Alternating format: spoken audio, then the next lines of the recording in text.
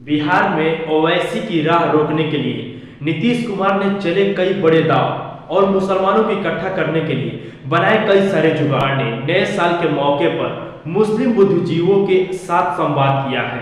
बैठक में नीतीश ने मुस्लिम समाज के लोगों से बीजेपी और असदुद्दीन ओवैसी की पार्टी एआईएमआईएम से सतर्क रहने के लिए कहा है। लोकसभा चुनाव में करीब 15 महीने का वक्त बचा है। इसके एक साल बाद यानी 2025 में बिहार के विधानसभा चुनाव भी है। इसके मद्देनजर मुख्यमंत्री नीतीश कुमार ने अपनी जमीन मजबूत करने के लिए जुट गए हैं। उन्होंने मुस्लिम वोटर्स के साधने के लिए अपनी कमर कस ली है। इस कड़ी में नीतीश कुमार ने मुस्लिम बुद्धिजीवियों की एक साथ बैठ करके उनके साथ एक संवाद किया है। यह बैठक बंद दरवाजे के अंदर किया गया था, लेकिन इसके कई मायने निकाले जा रहे हैं।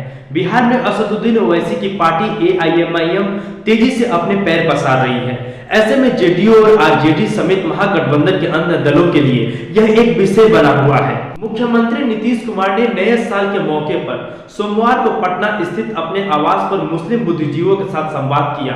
बताया जा रहा है कि यह बैठक करीब 2.5 घंटे तक चली। इस बैठक में सीएम नीतीश ने मुस्लिम समाज के लोगों को और बीजेपी असदुद्दीन ओवैसी पार्टी से सतर्क रहने के लिए उन्होंने बार बार अपनी बातें कही। उन्होंने कहा कि यह पार्टी लोगों को बरगलाकर सांप्रदायिक सौहार्द बिगाड़ने के काम कर रही है। अल्पसंख्यक समाज को एकजुट करके हमें चलना चाहिए। नीतीश कुमार ने यह भी कहा कि मुस्लिम को राजनीतिक रूप से कहीं और बांटने की जरूरत नहीं है। यानी उनका इरादा साफ था कि मुस्लिम आगामी चुनाव में सभी महागठबंधन को छोड़कर कहीं और वोट ना दें। मुख्यमंत्री नीतीश कुमार ने मुस्लिम बुद्धिजीवियों के संग बैठक में असदुद्दीन ओवैसी पर जमकर निशाना साधा है। उन्होंने कहा है कि ओवैसी बीजेपी के इशारे पर काम करती है।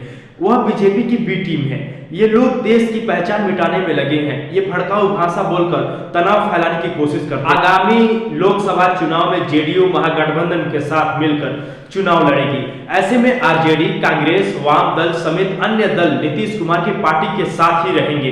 दूसरी ओर बीजेपी के लिए पूरा बिहार खुला मैदान बन गया है। भगवा पार्टी मुस्लिम बहुल इलाके यानी सीमांचल में अपनी पैठ जमाकर जुटने में लगी हुई है।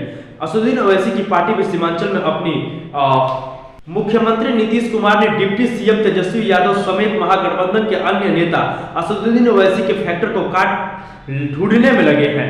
सीएम नीतीश की मुस्लिम बुद्धिजीवियों के संग गुप्त बैठक के मायने भी इस ओर निकाले जा रहे हैं। गोपालगंज सीट पर पिछले साल हुए उपचुनाव में ओवैसी की पार्टी ने 11,000 वोट काटकर आरजेडी का खेल खराब कर दिया था और गठबंधन की हार हुई थी।